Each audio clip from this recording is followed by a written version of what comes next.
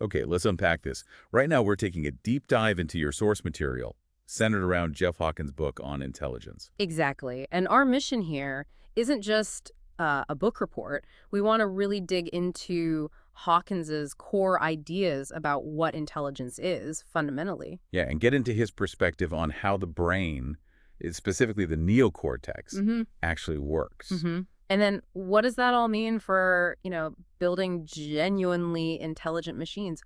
It's pretty radical stuff. It really is. You've given us a great stack of reading here, covering, well, everything from the early AI history, those classic thought experiments. All the way down to the nitty-gritty of brain structure, the biology. So get ready, because this deep dive, it's probably going to challenge some things you thought you knew about intelligence. It might make you look at your own brain a little differently, too. Definitely. And understanding the author himself seems like a good place to start, maybe. Yeah, I think so, because Jeff Hawkins, he didn't take the usual route, the academic path you'd expect for someone putting forward a big brain theory. Yeah. Right. No dusty professor's office here. He was a massive success in Silicon Valley. Palm computing, handspring. The Palm Pilot, the Trio, huge early mobile devices. Exactly. And that tech career wasn't, separate from his brain interest. No, not at all. It was actually driven by it. He had this really strong belief way back that if we wanted to build truly smart tech, we couldn't just, ignore the biology. You had to understand how the brain actually does it. Precisely. But apparently, when he tried to follow that idea scientifically early on, he kind of hit a wall. Yeah, the source mentions MIT's AI lab back in the 80s turned him away. Yeah. Because he wanted to study actual brains, the anatomy. The physiology, yeah. And they were all about simulation programming, less about the wetware, so to speak. And that's kind of a key point, actually. The AI world back then maybe wasn't as open to that kind of cross-disciplinary risk-taking as, say, the business world. Interesting. So Silicon Valley was maybe more receptive? Yeah. Well, in tech, pursuing a really bold, maybe risky idea, you could still build skills, get resources, right? So he went back, built these successful companies. Got the financial independence. And the experience, really, in making big ideas happen. And that let him eventually fund his own brain research, set up places like the Redwood Neuroscience Institute. Quite a backstory. Okay. And you can sort of see how that practical system-building experience, seeing what computers couldn't do back then, must have shaped his thinking. Absolutely. Which leads us right into his pretty strong critique of traditional AI. This is where you really start shaking things up, yeah. Oh, yeah. He asked that basic question, can computers be intelligent? And his answer is, well, kind of provocative. He says, no, not the way we've been trying for decades. Because brains and computers, they're just doing fundamentally different things. That's his argument. He says the core issue with traditional AI goes way back to how it even defined intelligence, or maybe how it didn't define the process. It was all about the behavior, Yeah. about acting intelligent. Exactly. Like the Turing test, can a machine fool you into thinking it's human? The underlying assumption was kind of that the brain is just, a fancy computer manipulating symbols. Mm-hmm. And you see that in those early AI attempts the source mentions. Totally. They thought language translation would be, relatively easy, just map symbols, vision, just geometry. And programs like Eliza, the fake therapist. Right. It just mirrored back questions, but it seemed convincing to some people because the behavior was plausible, even though internally it was incredibly simple. Or Block's world, manipulating simulated blocks, okay in its little world, but zero real understanding. Which brings us to that philosophical angle, Searle's Chinese room. Ah, yes, the Chinese room. It's a fascinating thought experiment because it hits right at that behavior versus understanding issue. Can you walk us through it quickly? Sure. So Searle imagines a guy in a room, knows zero Chinese. He gets Chinese characters slipped under the door. He has a big rule book in English that tells him exactly which symbols to send back out based purely on the shapes of the symbols he received. So just following instructions based on form, not meaning? Exactly. To someone outside who does speak Chinese, the answers coming out might look perfectly intelligent, like he understood a story written in Chinese. But the guy inside, he understood nothing. Not the story, not the questions, nothing. Just shuffling symbols. Right. And Searle's point was, that's what digital computers do. They manipulate symbols based on rules, algorithms. No matter how smart the output looks, there's no actual understanding happening inside in the way a human understands. And Hawkins really picks up on this, doesn't he? He does. He makes the point that for you, the listener, understanding isn't always about external action. You can read a complex book, understand it completely in your head. Without saying or doing anything. The intelligence is internal. Exactly. So people saw the limits of pure simple stuff, and neural networks came along, inspired loosely by the brain. But the early ones were still pretty limited for this kind of intelligence. Yeah, I mean, they were mostly for static patterns. Info went one way during operation, no real sense of time or sequence built in. Things like backpropagation nets became great tools, classifiers. But not really trying to model the process of thinking, necessarily. Yeah. Often just pattern matching. Right.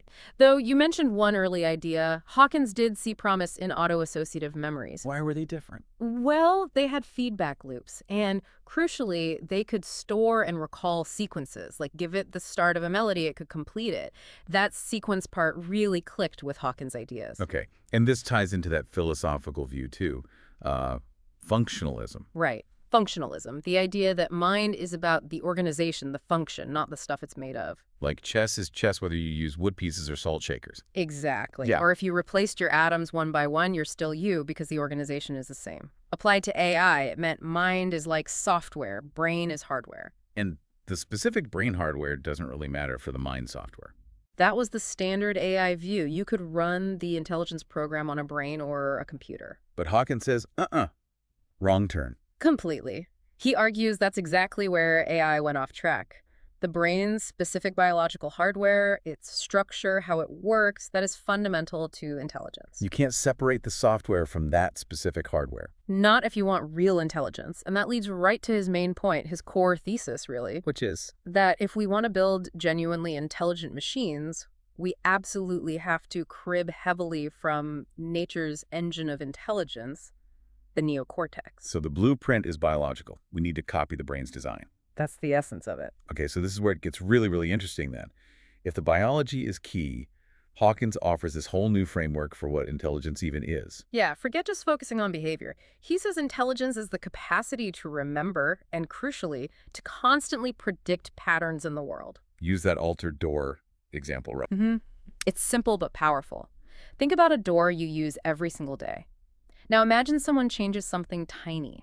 The knob is moved an inch, it feels a bit lighter. You'd notice instantly, even if you weren't consciously checking. Exactly. Hawkins says that's not your brain comparing to a mental photo. It's your brain constantly running a predictive model of that door, expecting thousands of tiny sensory details, the knob's feel, the hinge sound, the pressure. And when the input doesn't match the prediction, bang.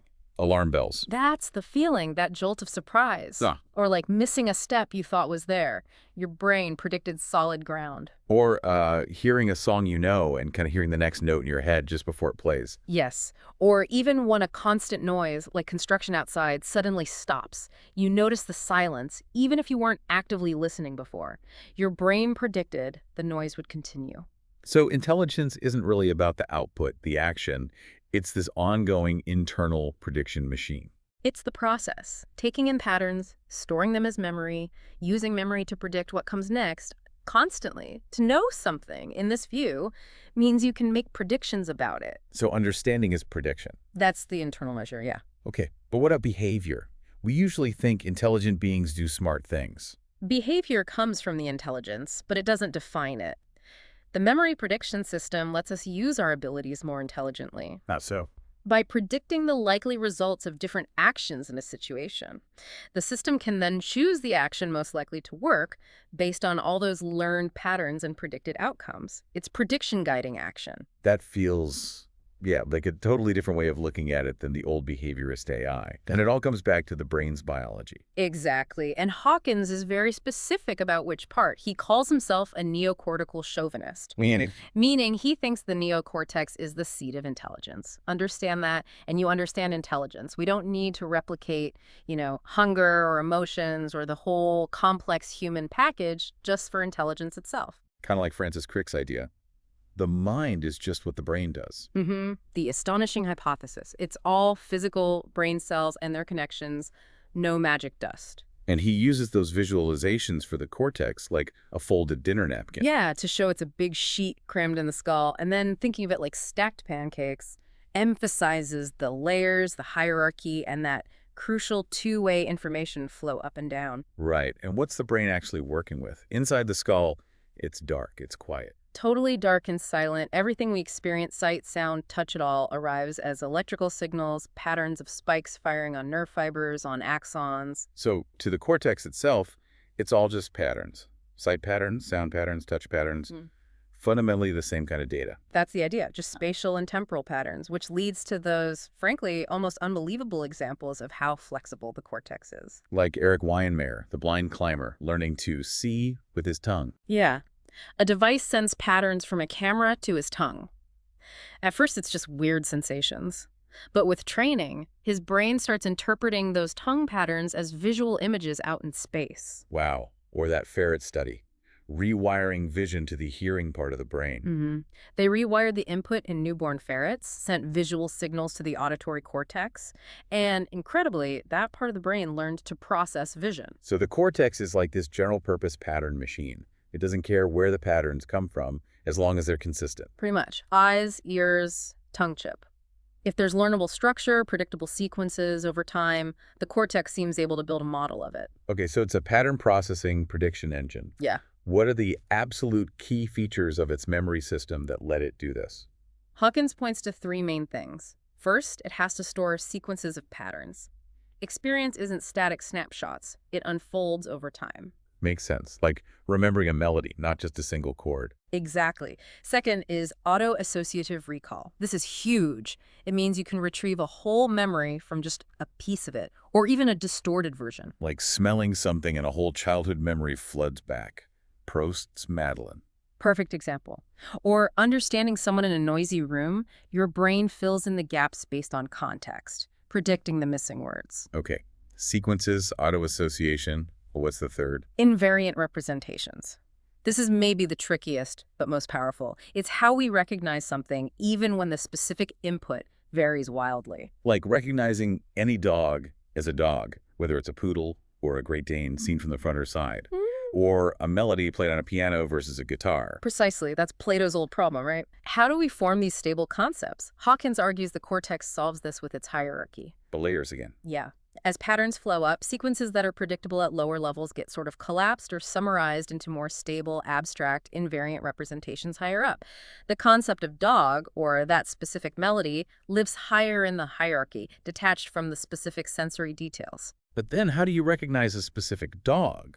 Or hear that specific note? That's the two-way flow. That high-level invariant knowledge flows back down. It combines with the current specific sensory details coming up from lower levels. This allows the system to make very specific predictions or guide specific actions. He uses the Gettysburg Address example, right? Yeah, it's a great one. You have one core invariant memory of the speech. But that same memory can unfold downwards into the specific sequence of muscle commands to say it, or the totally different sequence of finger movements to type it.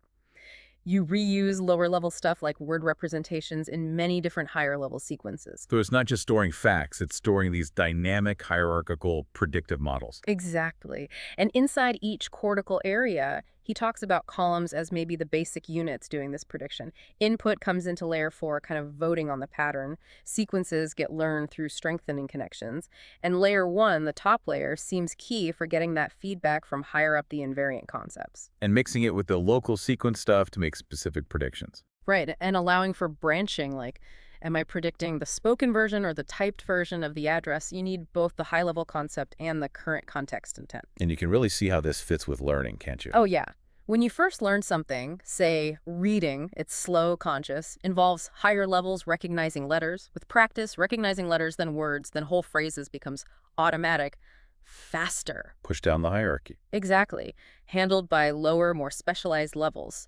Expertise in anything is basically building more complex, subtle patterns recognized automatically at lower levels. Frees up the top levels for harder stuff. Explains why experts see patterns novices miss entirely. Okay, this memory prediction model, based on the cortex, it's a really powerful way to think about how we process the world. So what does it imply for those bigger questions, like creativity, consciousness, even tricky stuff like bias? Right. These are the really profound implications. And the framework offers some interesting angles, like, are animals intelligent? Hawkins would say yes, absolutely. To the extent that their brains can remember and predict the patterns relevant to their world. But what makes humans different? Just a bigger neocortex. That's a huge part of it, yes. Much more capacity for complex patterns. But arguably, the real game changer is language. Language lets us share our learned patterns, our predictive models of the world incredibly efficiently, not just through direct experience, but symbolically, across people, across generations. It's a massive multiplier for collective knowledge. Okay. What about creativity? That often feels like something else entirely. Inspiration, Hawkins argues it's not something separate. It's actually an inherent, necessary part of the memory prediction system working correctly. Creativity, he says, is fundamentally prediction by analogy. You face a new situation. Your brain automatically searches its memories for similar patterns, similar sequences. Oh, this new problem is kind of like that old one I solved, and maybe that approach will work here. So it's pattern matching across different contexts. Exactly. Finding a restroom in a new airport by relating the signs to past experiences. A scientist seeing an analogy between fluid dynamics and electrical circuits, it's happening constantly. From the mundane to genius-level insights, it's your brain saying, this is kind of like that. Just remixing the patterns you've already stored. So why are some people seemingly more creative? Probably the usual mix, nature and nurture. Genetics might influence brain structure, processing speed, maybe making analogical leaps easier for some, like Einstein or savants. But experience is massive. Different life experiences mean different patterns stored. A totally different library of potential analogies to draw from. And Hawkins definitely thinks you can cultivate creativity by persisting on problems, giving your mind unstructured time to make connections. And deliberately trying to reframe things, look for different angles. Yeah, actively seeking new analogies, like the Palm Pilot text input example he gives. They struggled with recognizing handwriting directly. The creative leap was finding an analogy to typing graffiti, which seemed weird at first, but worked way better. Finding that non-obvious analogy. Yeah. But this analogy thing, it can go wrong too, right? Oh, absolutely. That's the flip side. The danger of false analogies.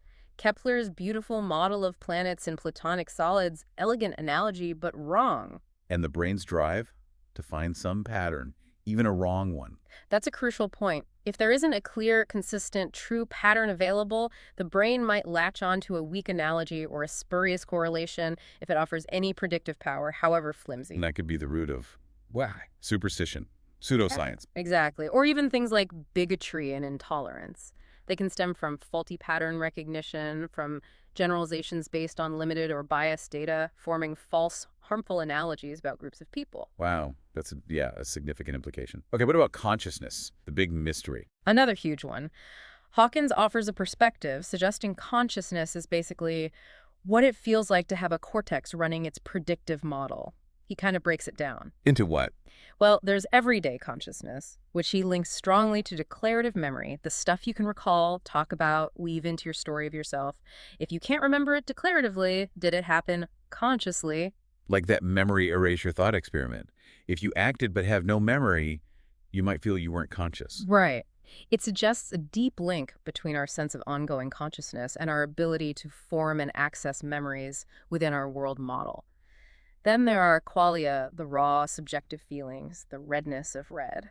Does he explain those? Not fully, no. He acknowledges that's still hard, but sees it as tied to the incredibly rich, multi-layered predictive activity happening constantly in the cortex. Okay, and that feeling many people have of a mind or soul separate from the body. He suggests that might come from the cortex's amazing ability to run its world model internally, disconnected from immediate sensory input. You close your eyes, you think, you plan. You remember that internal simulation feels like an inner self distinct from the outside world. And that internal model is built from all our experiences, culture. Hugely shaped by it, which is why people from different backgrounds can perceive the world and even reason morally quite differently. Their brains have learned different fundamental patterns. Which leads us, maybe uncomfortably, to stereotypes. How does this model view them? It's a provocative take. Hawkins suggests that stereotypes, structurally, look a lot like invariant representations. You encounter examples, your brain extracts common features, forms a generalized pattern, a stereotype. And prediction by analogy then becomes similar to judging based on a stereotype. That's the controversial connection he makes. If you see someone who fits a stored stereotype pattern, the brain might predict behaviors based on that generalized, potentially inaccurate pattern. So, if stereotyping is like a natural byproduct of how the cortex creates invariant memories, That sounds bad.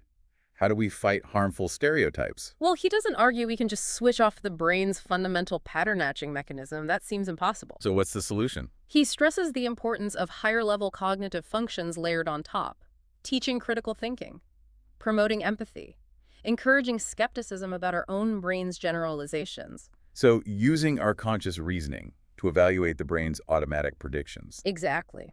To recognize when a stereotype is based on flawed data or is being applied unfairly. To consciously override biased predictions with more accurate information and ethical considerations. It's about managing the output, not fundamentally changing the underlying predictive engine. Right. It's about being critical of the patterns our brain serves up. Precisely. Okay. This whole memory prediction view, rooted in the cortex, it really does force a rethink. And the implications for actually building AI, they seem huge. It completely shifts the goalposts, doesn't it? Away from just faster algorithms on standard computers. Hawkins is looking at building machines based on these biological principles. But predicting what that ultimately looks like, Yeah. it's tough. Like predicting the internet in 1970. Exactly. Who knew? But he does lay out a kind of basic recipe based on his theory. What's step one? Give the machine senses. Doesn't have to be human senses. Cameras, radar, microphones, sure. But also maybe direct feeds of financial data, weather data, scientific instrument readings, whatever patterns define its world. Okay, senses. Connect those senses to a memory system built like the Neocortex hierarchical, storing sequences, doing auto-associative recall, forming those invariant representations. And you don't program it with facts, right? No, that's the key difference from old AI. You train it, you just expose it to its world, let it observe the patterns in its data stream. It builds its own predictive model through experience, just like our brains do. And once it has that model, It can use it. Find analogies, make predictions about what's likely to happen next in its world, provide insights, maybe even take actions based on those predictions. what about the scary robot takeover fears? Does he address that? He does. He thinks it's largely science fiction. These machines are tools.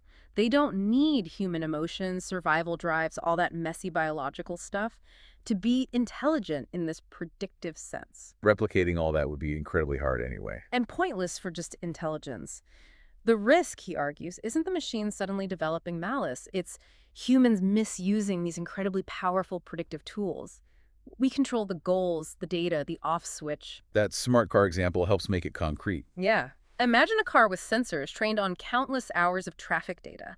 It builds a model, predicts what other cars, pedestrians, cyclists are likely to do, anticipates events way better, faster than a human driver could. Reacts instantly to prediction violation. Exactly. And the real power comes when you think about how these principles could scale beyond biology. Like speed, silicon is way faster than neurons. Millions of times faster. Imagine a machine reading basically everything ever written, processing information, finding patterns and analogies at incredible speeds. And capacity, storing vastly more data, more experience than one human brain. And replicability, you could potentially copy an intelligent system easily and cheaply. Yeah. And sensory systems, they aren't limited to our senses. They could perceive patterns directly in complex data that we can't even comprehend. So you could have machines that think, in this predictive sense, potentially far beyond human capacity, combining massive memory, speed, pattern recognition. That's the potential. Building systems that achieve levels of understanding, finding analogies in vast data sets that no human could.